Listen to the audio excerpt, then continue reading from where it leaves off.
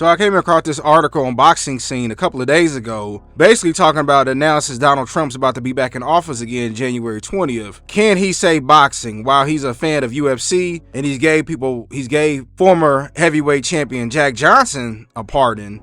For those who don't know, Jack Johnson was the first black heavyweight champion, beat Jim Jeffries, the fight of the century, July 4th, 1910. And, he got a felony. It was some BS by the U.S. government, went to federal jail. Almost 100 years after his death, Donald Trump gave him a full pardon. But people are wondering, can he save boxing, i.e. in funding or exposure? Versus Turki Al-Sheikh, who you see, it seems like he's almost in a way buying up all the companies, right? He got Eddie Hearn and Frank Warren doing business together. And y'all remember this a couple of years ago. They didn't want to do it. They was on different networks. Eddie Hearn was with Sky, and Frank Warren, I think he was with, what was that TV? What was that station? Box? Was it Box TV?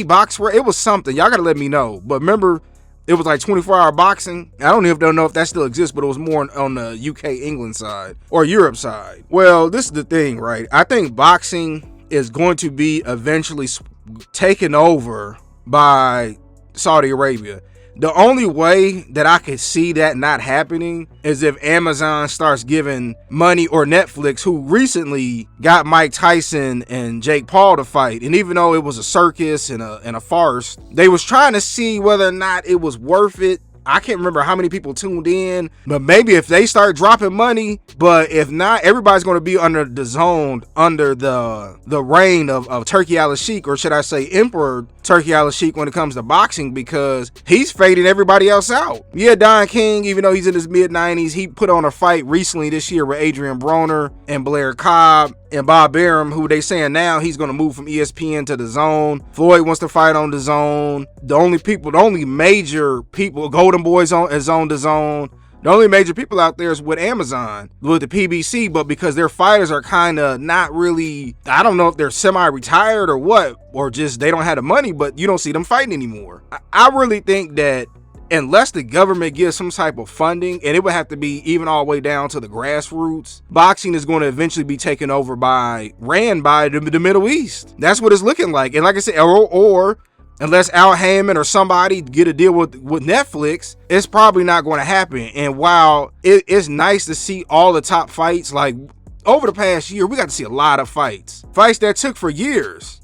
Beterbiev and Bivol, Fury and Usyk. We was going to see the Wilder and Joshua fight. You got to see Joshua and Dubois, so on and so forth. It seemed like any fight that's going to be made, especially at between at least those outside of the PBC, it's like it's happening no problem. And like I said, even with Deontay Wilder, he was able to get fights over there with Eddie Hearn in the Zone through Turki Al-Sheikh, and he always had good things to say about him. So I will say I'm a little nervous if Turki has everything, because who knows if he gets everybody. Who's to say that they'll be like Dana White and UFC, or who's to say that he don't get everybody under there, but then if there's another startup company, that they don't get frozen out if they don't sign, if they don't sign a deal with them. I don't know where boxing is headed, but it would be nice if the government does step in. You see Russia, they give people money. People in England, they care about their fight. Europe in general cares about fighters. And the way people love UFC, it's sad to see that boxing,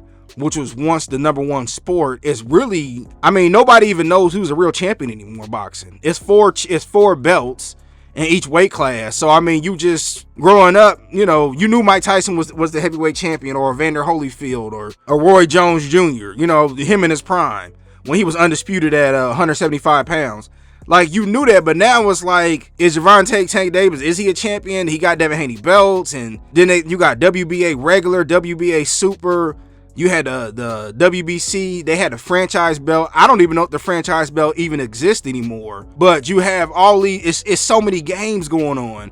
And I think that has really hurt the sport. And while I'm glad that Turki is getting all the fights, if everybody goes over there and they, they got to pretty much kiss the ring, who's to say where boxing going to go? But I just want to get my quick thoughts about it. Hey, unless the U.S. government going to drop some billions or definitely some millions into it, I don't know. I definitely see it's a fading sport over here, and it's going to be ran by the people in the Middle East. But let me know what y'all think.